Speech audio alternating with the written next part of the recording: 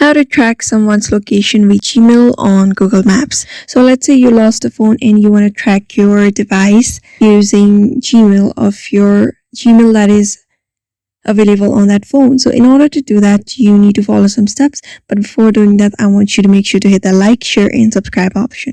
So first thing is open up your main phone settings, and after that, just scroll down until you see Google services. After that, tap on your email.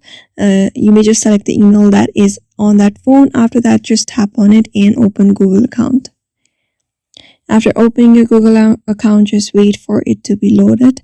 After that, scroll down until you see security. Just tap on security, scroll to the right side, you can find that option, and scroll down until you see here, tap on find a lost device.